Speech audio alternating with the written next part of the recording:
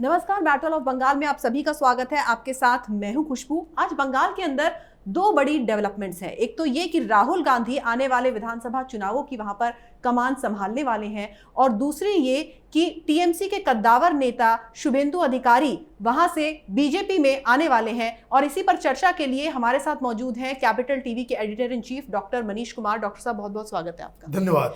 Doctor साहब, ये जानना चाहेंगे आपसे कि इतनी खिल्ली उड़ रही है राहुल गांधी के नेतृत्व की, उसके बावजूद उन्हें वहां पर कमान संभालने के लिए दी जा रही है। देखिए, ये जो कांग्रेस पार्टी के अंदर जो उथल पुथल हो रही है उसकी वजह बिहार चुनाव में जो करारी हार जो हुई है कांग्रेस पार्टी की, उस वजह से सारे लोग कहने लगे कि ये एडहोकिज्म नहीं चलेगा। देखिए क्या मांग है, मांग ये लोग कर रहे हैं कि हमें फुल टाइम प्रेसिडेंट चाहिए। मतलब ये राहुल गांधी जिस तरीके से कांग्रेस पार्टी का नेतृत्व कर रहे हैं, ये फुल टाइम पॉलिटिशियन इस तरह से बिहेव नहीं करते हैं। और इसके बारे में बताया जा रहा है, बहुत सारे एनालिस्ट हैं कांग्रेस पार्टी के, बहुत सारे समर्थक और बहुत सारे जो लेफ्ट मीडिया के जो राइटर्स हैं वो आर्टिकल्स लिख रहे हैं कि अभी देखिए कि किस तरह से बीजेपी एक प्रोफेशनल पार्टी की तरह काम करती है। अभी साल भर का समय है लगभग बंगाल चुनाव में, और वहाँ पे बीजेपी अपना सारा जो कह सकते हैं कि सारी तैयारी इनकी पूरी हो गई है। बिल्कुल, वो ग्राउंड पे जाकर के काम करने लग गए हैं, और हमारे यहाँ अभी कुछ हुआ ही नहीं है कांग्रेस पार्टी के अंदर। इसी तरीके से जब ये क्रिटिसिज्म आना स्टार्ट हुआ तो आनन फानन, वैसे राहुल गांधी पिकनिक मना रहे हैं गोवा में, और हॉलीडे। राहुल गांधी के साथ दिक्कत क्या है कि वो 15 दिन काम करते हैं और 15 दिन इंजॉय करते हैं।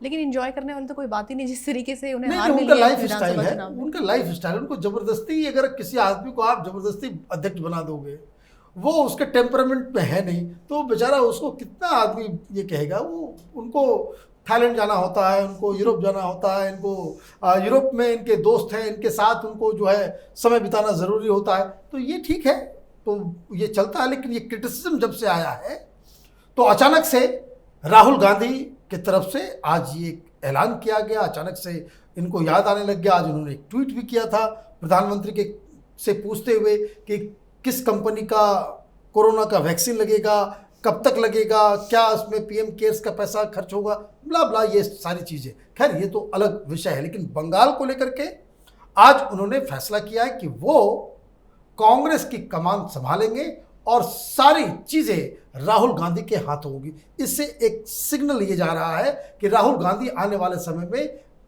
कांग्रेस पार्टी के फुल टाइम अध्यक्ष होने वाले हैं। अदरवाइज ये काम, ये अनाउंसमेंट अफरा तफरी में नहीं किया गया होता, ये लोग इंतजार करते। तो अब ये मान के चलिए कि राहुल गांधी ने अब कमान संभाल लिया है, तो अब बंगाल में इन्हें क्या करना है, ये एक बड़ा सवाल है। क्योंकि 2 दिन पहले ही ममता बनर्जी ने सुभाष चंद्र बोस के मुद्दे को उठा दिया, जिससे कांग्रेस बैकफुट पे आ जाती है।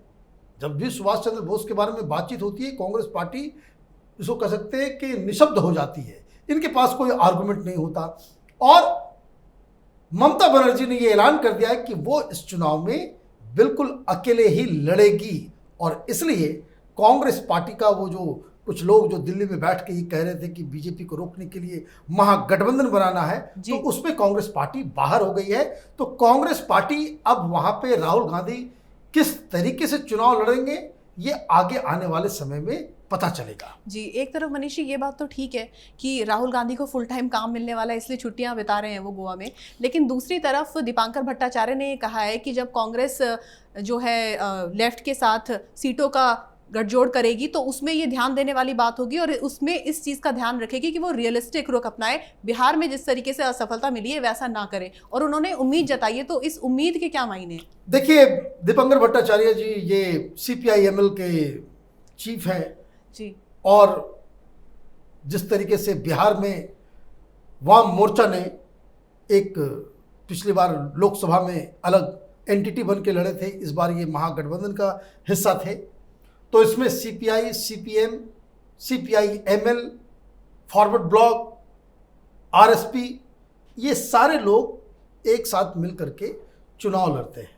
तो जब ये चुनाव लड़ते हैं तो वहाँ पे बंगाल में अब इनके लिए तो कुछ बचा नहीं है। जी, बंगाल में जहां 35 सालों तक वाम मोर्चा की सरकार थी, सीपीएम वहां की सबसे बड़ी पार्टी है, सीपीआई सेकंड में है, सीपीआई-एमएल भी हाथ पैर मार रही है वहां पे।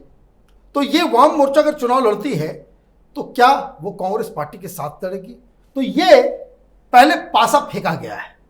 मैं आपको बता दूं, कांग्रेस पार्टी के अंदर, वहां पे कांग्रेस पार्टी के जो सबसे मुख्य, जो सबसे बड़े लीडर है, वो लोकसभा के कांग्रेस पार्टी के लीडर भी हैं अधीर रंजन चौधरी।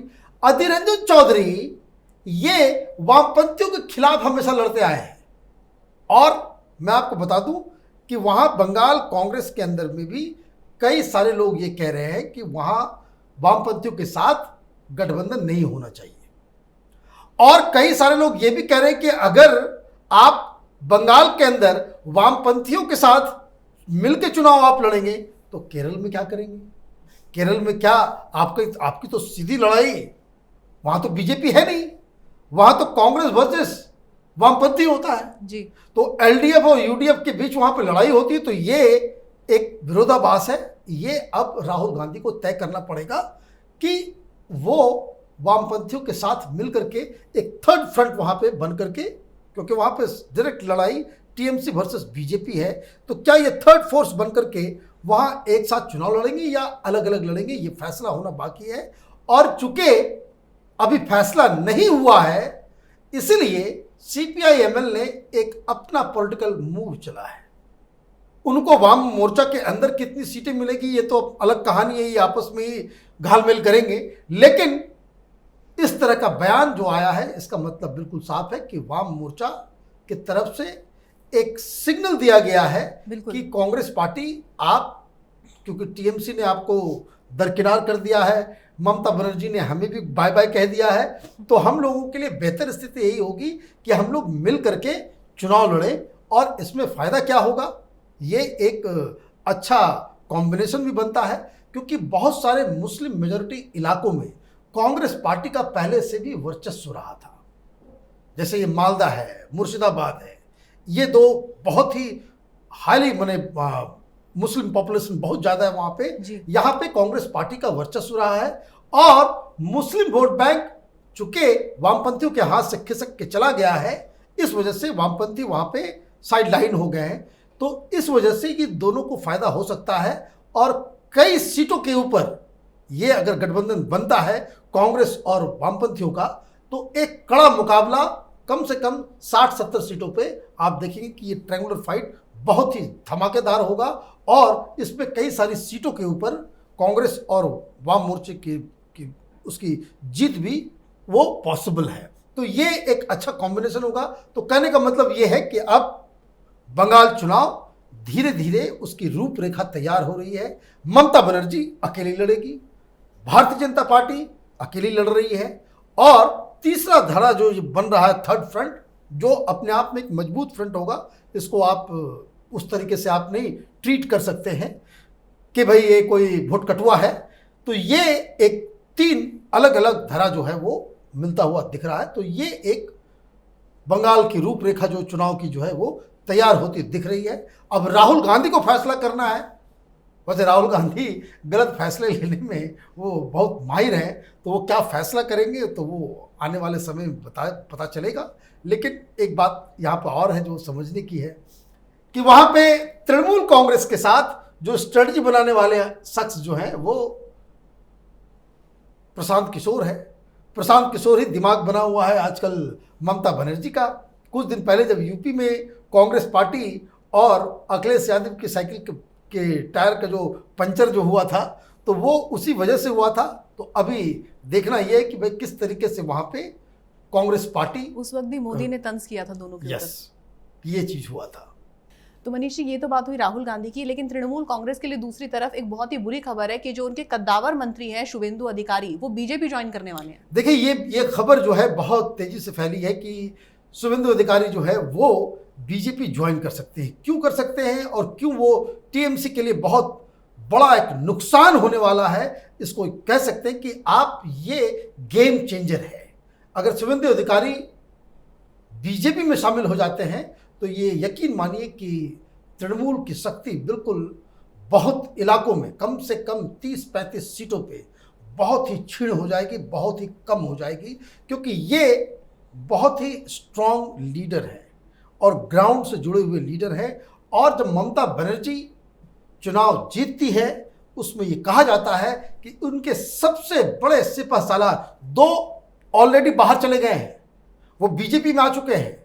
जो टीएमसी के सबसे बड़े रणनीतिकार थे जी। वो मुकुल रॉय, वो ऑलरेडी बीजेपी में है। सबसे पावरफुल लीडर कई सारे इलाकों में, जो इधर का जो बांग्लादेश से सटा हुआ जो इलाका है बैरकपुर और उधर के इलाकों में जहाँ पे वो जूट मिल्स वगैरह है, वहाँ पे जो धाक था वो अर्जुन सिंह का था, वो भी बीजेपी में आ गए हैं। और ये अगर टर्न कर जाते हैं, बीजेपी में आ जाते हैं, तो ममता बनर्जी की स्थिति बहुत ही खराब हो जाएगी। अब सवाल यह है कि वो कब ज्वाइन करेंगे, क्यों ज्वाइन करेंगे और वो टीएमसी क्यों छोड़ रहे हैं। दरअसल इसकी कहानी समझ लीजिए, और मैं इस बात को लेकर के इस खबर को इसलिए भी आपको मैं बता रहा हूं क्योंकि वो पॉइंट ऑफ नो रिटर्न पे आ गए हैं जी। ऑफिशियली उन्होंने अभी तक बताया नहीं है कि वो आगे क्या करने वाले हैं। दरअसल ये बहुत ही ग्राउंड से जुड़े हुए और बहुत ही पॉपुलर लीडर है। मैं आपको बता दूं, सिर्फ अपने इलाकों में नहीं, कम से कम 10 ऐसे डिस्ट्रिक्ट्स हैं जहां पे इनकी धाक जमी हुई है और वहां पे ऑलरेडी पोस्टर्स लग रहे हैं कि हमारा नेता जो है, हम शुभेंदु दादा के हम अनुयायी हैं, उनके हम फॉलोअर हैं। इस तरह के पोस्टर्स बंगाल के कई डिस्ट्रिक्ट्स में ऑलरेडी लग चुके हैं। उन्होंने 2 रैलियां की, दोनों रैलियों में न टीएमसी का झंडा था, न ममता बनर्जी की तस्वीर थी, फिर भी काफी भारी संख्या में लोग आए। तो एक तो उन्होंने शक्ति प्रदर्शन कर दिया है। अब वो टीएमसी छोड़ क्यों रहे हैं? टीएमसी वो इसलिए छोड़ रहे हैं क्योंकि अभिषेक बनर्जी, जिसके बारे में कहा जाता है कि वो ममता बनर्जी के भतीजे हैं, वो ममता बनर्जी के सक्सेसर के रूप में ममता उन्हें आगे लेकर के आ रही है। और इसको लेकर के शुभेंदु अधिकारी नाराज थे। वो पिछले कई कैबिनेट मीटिंग्स में वो नहीं गए। और मजेदार बात क्या है कि कोई उन्हें मनाने भी नहीं आ रहा, और आया भी था तो कौन आया था? तो प्रशांत किशोर को आपने भेज दिया। प्रशांत किशोर उसके घर भी आए, लेकिन वो उनसे मुलाकात नहीं हुई, उन्होंने वापस कर दिया उन्हें। तो ये सारी चीजें हो रही थी। ऑलरेडी वो कैबिनेट को मिस कर रहे थे और ये लगातार रैलियां कर रहे हैं। और इन्होंने ये कहा है, इन्होंने अभी जो 2 रैलियां की उन्होंने ऐलान किया है कि वो अलग पार्टी बनाएंगे या फिर वो बीजेपी में ज्वाइन करेंगे। वो दिसंबर में, मतलब अगले 1 महीने में वो अपनी रूपरेखा बिल्कुल साफ कर देंगे, लेकिन वो टीएमसी में वापस नहीं जाएंगे, ये बात तो तय है। क्यों? क्योंकि बहुत सारे जगहों पे, क्योंकि जैसा अगर मैं कह रहा हूं कि 10 डिस्ट्रिक्ट में इनकी धाक है, ये ग्राउंड के लीडर हैं। तो अगर ग्राउंड का कोई लीडर है, जमीनी स्तर का कोई लीडर है, इतना ज्यादा उसके साथ लोग हैं, तो इन इलाकों में कैंडिडेट कौन तय करेगा? टीएमसी को इनको देना पड़ेगा कि आप तय करो। ये काम नहीं करने दिया जाएगा, क्योंकि वहां सब कुछ प्रशांत किशोर कर रहे हैं। तो इस वजह से उन्होंने ये तय कर लिया कि वो टीएमसी ज्वाइन नहीं करेंगे। लेकिन जो हमारे पास खबर आ रही है वो ये आ रही है कि शुभेंदु अधिकारी की बातचीत बीजेपी के टॉप लीडर्स से हो रही है। और ये जो शक्ति प्रदर्शन, ये जो ममता की तस्वीर और झंडे के बगैर ये जो रैलियां की जा रही है, वो ममता के लिए नहीं है, वो बीजेपी को दिखाने के लिए है कि दिस इज माय स्ट्रेंथ, अब हमसे बात कीजिए। और खबर ये आ रही है कि उन्होंने साफ साफ कहा है कि उनको डिप्टी चीफ मिनिस्टर का पद अश्योर किया जाए, तब वो बीजेपी में आ जाएंगे। और जो खबर आ रही है कि उस पर एक एग्रीमेंट भी हो रहा है कि आपकी जो हैसियत है, आपकी जो धाक है, आपकी जो आप चाहते हैं कि आपको पार्टी में जब आप आएंगे तो आपको आपके कद के मुताबिक आपको इज्जत दी जाएगी। और इसलिए ये मसला जो है वो टीएमसी के लिए बहुत ही खतरनाक होने वाला है। ये टच एंड गो का मसला है। शुभेंदु अधिकारी का बीजेपी में आना बीजेपी को जीत की ओर ले जाने का सबसे सटीक फॉर्मूला बन जाएगा, और इसे ममता बनर्जी अफोर्ड नहीं कर पाएगी। जी, मनीष जी, बहुत बहुत शुक्रिया इस तमाम जानकारी के लिए।